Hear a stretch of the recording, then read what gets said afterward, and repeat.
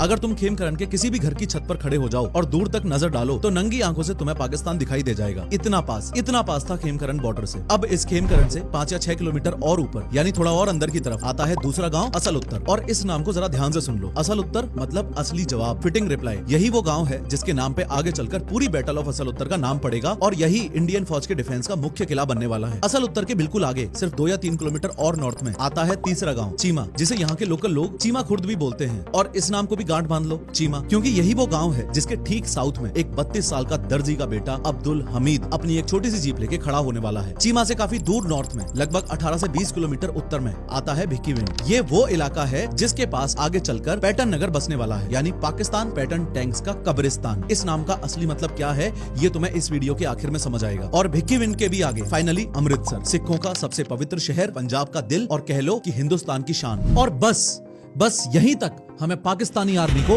हरगिज नहीं पहुंचने देना था। तो एक बार फिर ये पूरी ज्योग्राफी अपने दिमाग में बिठा लेते हैं। खेमकरन, असल उत्तर, चीमा, भिक्कीविंड, अमृतसर, एक ही रोड पर 5 जगह नॉर्थ से साउथ तक। बस यही ऑर्डर याद रखना। अब असली पॉइंट ये है कि पाकिस्तान को ये पूरा का पूरा रास्ता एक एक करके कवर करना था। और हमारे लिए सबसे बड़ी दिक्कत ये थी कि इस रोड का पहला गाँव यानी खेमकरन वो पाकिस्तानी लोग 8 सितंबर 1965 को ही कैप्चर कर चुके थे, अब्दुल हमीद के शहीद होने से ठीक 3 दिन पहले। ये हमारे लिए कितनी बड़ी दिक्कत थी इस बात को ऐसे समझो कि मान लो तुम एक पाकिस्तानी जनरल हो और तुम्हारे सामने एक सीधी रोड है। तुमने उस रोड का पहला पड़ाव यानी कि खेमकरन अपने कब्जे में ले लिया है और अब तुम्हारे और अमृतसर के बीच सिर्फ सीधे आगे बढ़ने की देरी है। और उनका अगला प्लान बिल्कुल यही था। खेमकरन के बाद असल उत्तर क्रॉस करो, फिर चीमा, फिर भिक्कीविंड और फिर सीधा अमृतसर। और अमृतसर के बाद ब्यास नदी पार करके इंडिया के पूरे पंजाब कॉरिडोर को दिल्ली से काट देना, मतलब पूरे के पूरे पंजाब को हिंदुस्तान से अलग कर देना, एक ऐसा जख्म देना जो हिंदुस्तान के सीने पर हमेशा के लिए रह जाए। खैर, अब मुद्दे की बात पे आते हैं कि अब्दुल हमीद थे कहां। ये सवाल इसलिए इतना जरूरी है क्योंकि इस बारे में एक बहुत आम गलतफहमी है जो आज भी हिंदुस्तान में पीढ़ी दर पीढ़ी चली आ रही है।